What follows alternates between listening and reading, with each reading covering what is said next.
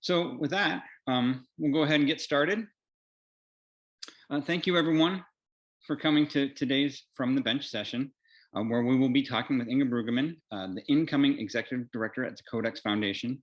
My name is Chad Johnson, and I am the Studio Director here at the San Francisco Center for the Book.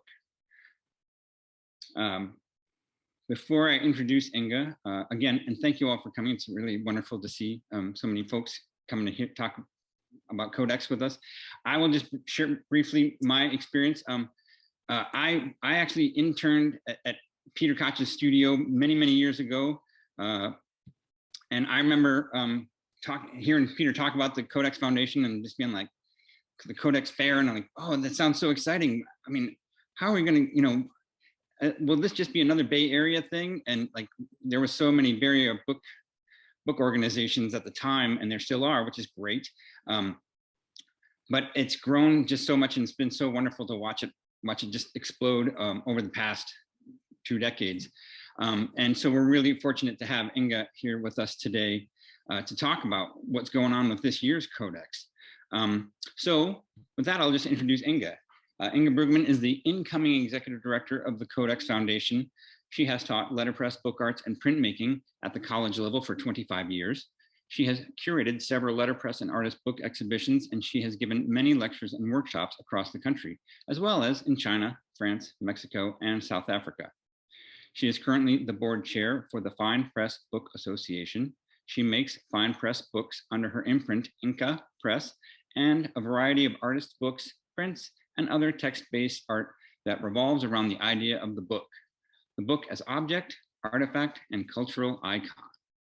So thank you very much to Inge, and I will turn it over to you. One moment. Thanks. Okay. Hi, everybody. Thanks for that intro, Chad, and to the San Francisco Center for the Book for having me again. Actually, I was with the From the Bench earlier in the COVID pandemic, and that was when I was still in Reno, Nevada, in my little bedroom studio there. So it's kind of fun to be back about, I don't know exactly if it was about a year, but something like that, a year plus. And talking to you from a different perspective, instead of about how artists are dealing with making their work and how they're dealing with working during COVID, but now just talking to you about the CODEX Foundation, including the book fair and a couple other projects we're working on that I can share with you. I know also that this time goes pretty quickly. And I'm thinking maybe some people joined this who may have some questions too about the fair. So I want to leave time for that. This can be pretty fluid too, Chad. If you get any questions, feel free to interrupt me. I'm happy to just have this be as much of a conversation as it can. But I'm here at the CODEX headquarters, which is in Peter Koch's studio. We have our office space here still. And I think it's also kind of fun to be able to talk to you as someone who still has their training wheels on, someone who's still learning about the foundation, how everything works, and preparing for this fair in a really different way than all of the many previous years that I've just had a table there.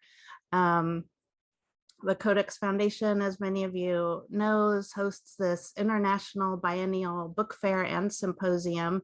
And it is a really big endeavor to plan. And every year I showed up to the fair, had the table there, and you don't really think about what's behind the scenes. So it's been very interesting to get to know. For example, when I came in today, I had to clear the table of this, like, I don't know, 8-foot long piece of table where that has physically all the little people at their tables planned out and trying to figure out where people go.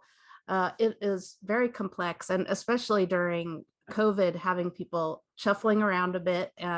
But the fair is full. we definitely made a little bit more space and spread out into the Craneway Pavilion a little more, creating more space between tables. And we also allowed for a little bit fewer tables as well to create space. We'll probably talk a bit about the fair today, in particular, the fair and symposium, but also the Codex Foundation is a nonprofit with its mission of supporting the art of the book, promoting the art of the book, is doing a lot of other things. And that's something that has been very interesting to me as well. And also as the incoming executive director, to kind of keep going in these directions. I think, when the Codex Foundation started, the fair was more of a central event, and Peter, Susan, Dina, Jonathan, other people who have volunteered with Codex have really grown it, like you were saying, Chad, into a very healthy book fair, one of the best in the world, and also just a strong organization doing lots of publishing ventures with trying to promote the field of book art in general, with a lot of the things that they publish and print, from the monographs to other catalogs.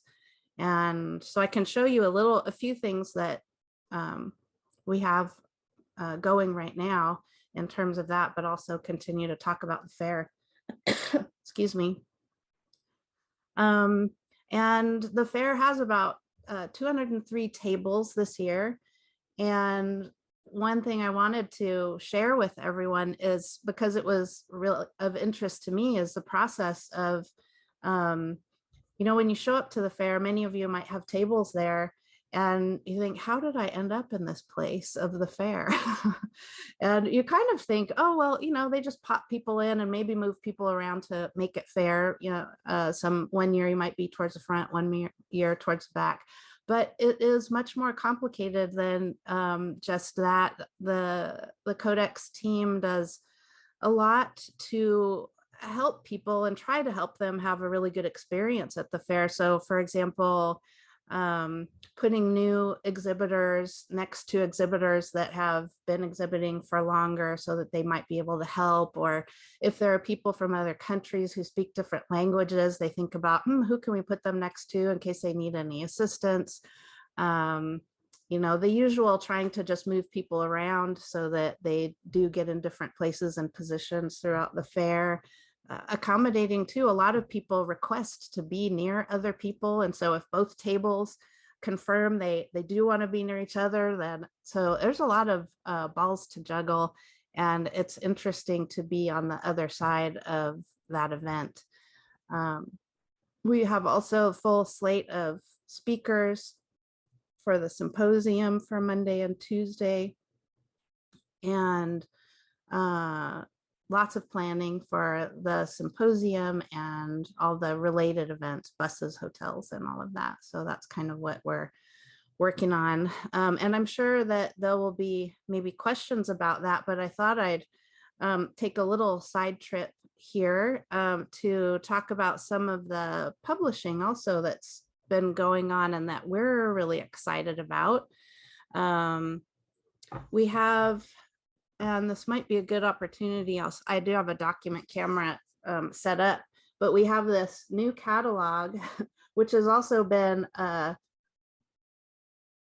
interesting. I'm trying to think of the right word. Experience of getting this published, produced in the Netherlands, and it's been on a ship making its way back to us for quite a long time, and we haven't even received our pallet of these yet, but they are almost here. The ship has arrived and they're arranging the delivery of it, but we will have these at the Codex table.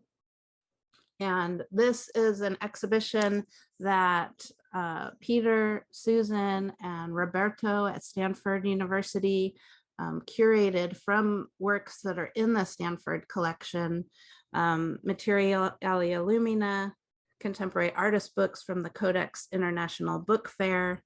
And it's really a hefty and beautiful publication. I'm going to page through it in a minute.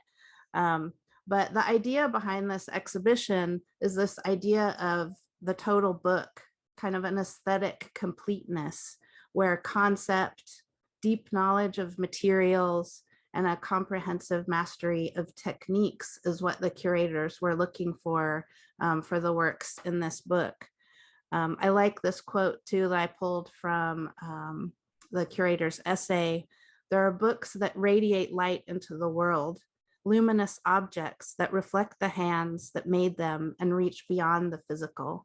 And so that's a little bit of a background of this. And I'm going to switch over here to the document camera so I can show you a few pages from this. I have a few things set out.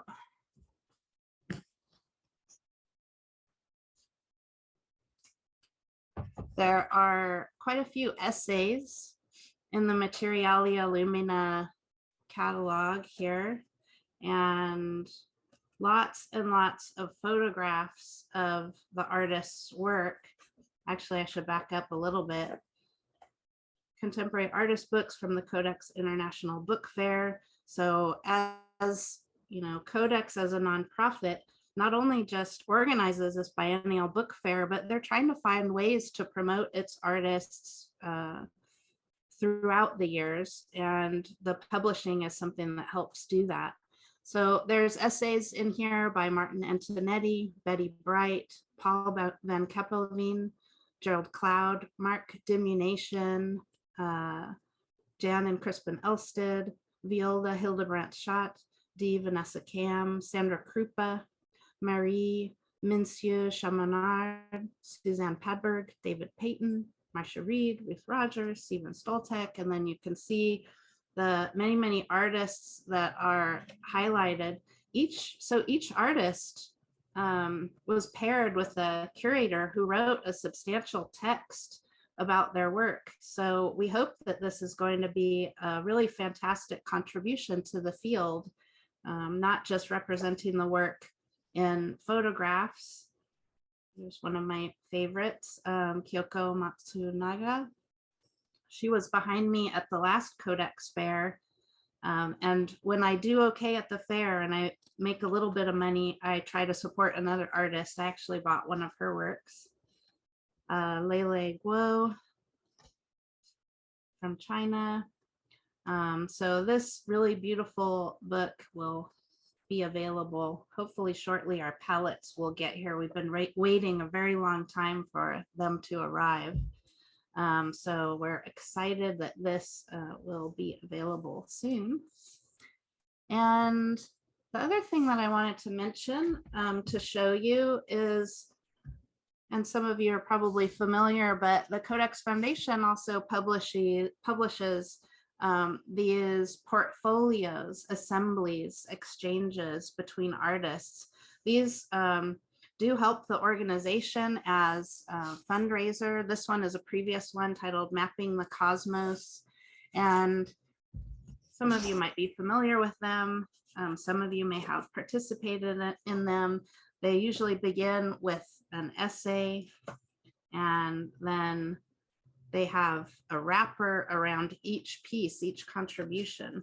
Well, we also have a portfolio for Materialia Lumina started, where 30 artists have agreed to work with us to donate an edition of prints, 75 prints. And this box, it's kind of fun to see things in process. I think John Demerit just dropped this off. So you'll see that the box is not fully pasted down, but I kind of like to see how these scraps are used. It reminds me of old manuscripts when sometimes they fall apart and you find things in the spine of the book. But this is in process, but the prints have been pouring in. They were due March 1st. Of course, there's always the handful that are late, but Richard Wagner just visited the studio and dropped off his contribution, this beautiful wood engraving, and the smell of ink still fresh on it. I just pulled some of these out from the ones that have arrived already. Leonard Seastone, My camera sometimes does better or worse at actually focusing. So we're lucky when we get it to really hone in on the text, but you can kind of get the idea. We have some play with printing of wood type. Julie Chen's contribution, it looks like pressure printing, and this pop-up dealing with COVID-19 and many contemporary issues that are challenging our world right now and continue to challenge our world. Felicia Rice's contribution. It's beautiful overlapping birds and kind of dueling texts here by Angel or Angel Dominguez and Hannah Kazema. Gaylord Shanelek sent this folded print in "Consider the tree turned upside down, roots to the sky, trunk to the ground." He finished it and then jumped on the plane to the Oxford Book Fair. So it's very exciting that these fairs are getting back up and running. I know a lot of people are still nervous, but I know for our fair, we're trying to do as much as we can to make people feel safe as they kind of start to get back into working amongst each other again and seeing each other again, sharing work and talking about all the concepts and ideas behind this beautiful work. There's a few that are fold out broadsides. This one is from Claire Van Vliet. I was really happy that she could participate in this. And she sent this beautiful digital photograph with letterpress printing from New Zealand. Johannes Strugala. This one, the color doesn't come across so great in the computer in this camera. It's kind of a very vibrant blue and yellow. The idea illuminated by its material exploration woodcut print. This one really smelled like ink when I pulled it out of the shipping package. This piece by Barb Tettenbaum, which has a really delicately folded paper print inside we can pull out. It's I'm always afraid I'm not going to be able to put it back because it's kind of a complicated fold, but it's amazing the memory of the paper and its durability. I'm going to try to show you. It's a very thin paper. Sometimes putting your finger in there, you get things to focus, but sometimes not. That one I'm going to fold up when I'm done instead of on camera. Tilver Class. Am I pronouncing his name right, Dina?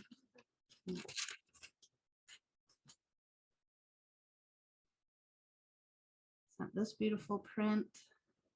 And again, all the artists were dealing with this idea of materialia illumination. By the rays of light, I understand its least parts and those as well, successive in the same lines. This one is by Peter Malitsky and Inez in Germany, Catapult. I'm almost done. I won't take too much longer. There's a Veronica Shaper's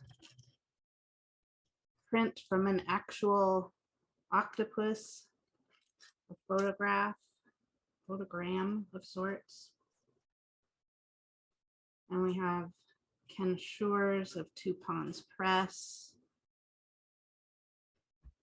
And finally, the ones that we had received so far, Clements Tobias Lange and this really nice cyanotype. And we had a little conversation on this one about the type. If I could get it to focus nicely. I can't. It has a mind of its own. There we go. Oh, you get 1 second, 1 second of crispness. But the type itself is a cyanotype also. I was really impressed by the typography and the look of it on the page. And I thought, can that be a cyanotype? And I had to confirm with him. We were debating if it was digital or not, but it is the cyanotype. I think the exposure time took quite a long time to do. So I wanted to share those. I'm going to hop back now to where I was sitting before. And I see that our time is already flying by. So maybe I can open this up too, if there are any questions, and see what I know there were a lot of things I wanted to mention. See if there are things that I've forgotten and can expand on that your questions remind me of. Or Chad, if you have any questions. Well, I think, can you maybe talk about a little bit about the portfolio and the catalog and their connection with Stanford and the Boston Athenaeum?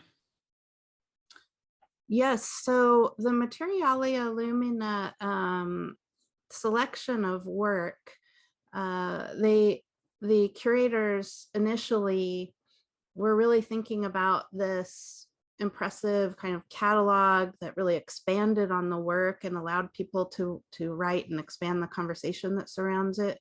But there was an initial exhibition actually at the Klingsborg Museum in Offenbach, Germany.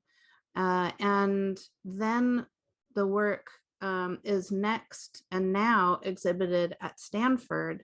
It's been a little bit difficult because Stanford has been closed to outsiders because of COVID. So we're hoping that people will be able to visit by the time of the fair, and as things open up, that they will open that up. Right now, I think Stanford is only open to students and faculty and staff, and in a limited way. So, but the exhibition is up. We're hoping it will become more public, so people can see the work. I believe that Roberto has it organized so that the work also rotates, because there's quite a few works that were selected. So some of them are exhibited for a certain amount of time and then they change them and the next group is shown, and etc. And then, yeah, thank you, Chad, for reminding me too to talk about, we do have another symposium in the works at the Boston Athenaeum where the exhibit will go next.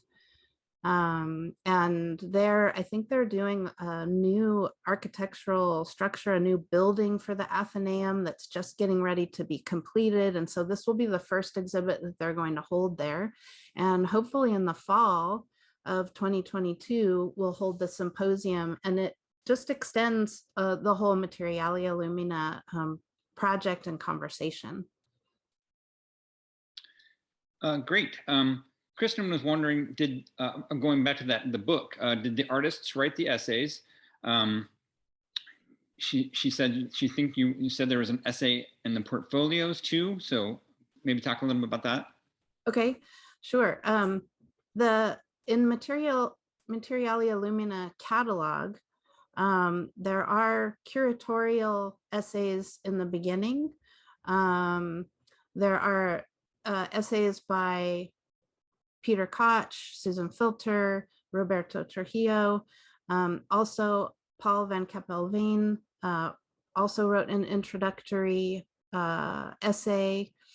John Buchtel for the Boston Athenaeum. And then as you go into the individual artists' work, they were paired with curators from different places. So people like Marc Demunation, they're not all curators too, but people who could write deeply about the work.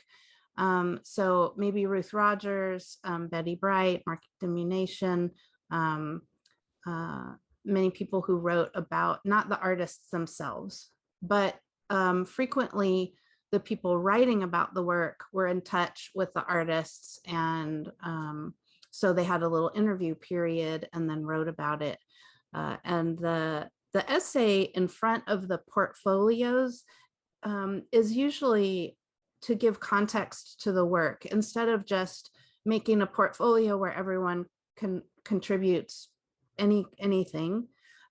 They give kind of a theme or philosophical idea to pursue in the work. And so the essay in the front expands on that and continues those ideas and puts the work into that context. Great. Thank you. And I mean, we're getting close to the end. So if anyone has any questions, now's the time. It went so fast. I know. But since we have a moment here, I want to make sure you can let everybody know the dates and the times and any impending deadlines that they need to know about. Let's see, the fair itself is April 10th through 13th. And the symposium, I'm looking at Dina, is 11th and 12th. The symposium, you do need to register for separately. The fair, you get tickets at the door. We are requiring people to be vaccinated or proof of a negative test and to wear masks. And it's out at the Craneway Pavilion, which is a beautiful space. I know many of you have probably seen, but maybe a few of you haven't. It's big, open, airy, and spacious. There's a restaurant out there as well, and will be 203 tables of amazing work. Excellent. And all that is available, all that information is available at yes, codexfoundation.org. Of course, you can go to the website and look at all the work. I should also add too that there it's not just it's, I'd say, percentage-wise, predominantly artists selling their work, booksellers representing other people's work, but there are also a number of vendors, a number of academic institutions, and different kinds of people who contribute to the field of book arts as well. Well, excellent. Well, my goodness, that time did go super duper fast. But thank you so much, Inge. That was amazing to see all those, that amazing new book and a lot of the new prints from participating artists this year. And we look forward to, the center will have a table out there, so we'll see you out there, and we're looking forward to seeing everyone and reconnecting with all these folks after so much time. Oh, one more. I should add too that there is the San Francisco Center for the Book is sponsoring a reception right at the night before the opening, so it will be in celebration of Codex. And that is correct. We'd love to see y'all here. We're starting to have events back here in the space, so we're looking forward to having that event at the kickoff. All right, everybody. Well, thank you so much for coming today. Again, and thank you so much to Inge. That was amazing, like introduction and brief, get us excited for what's coming.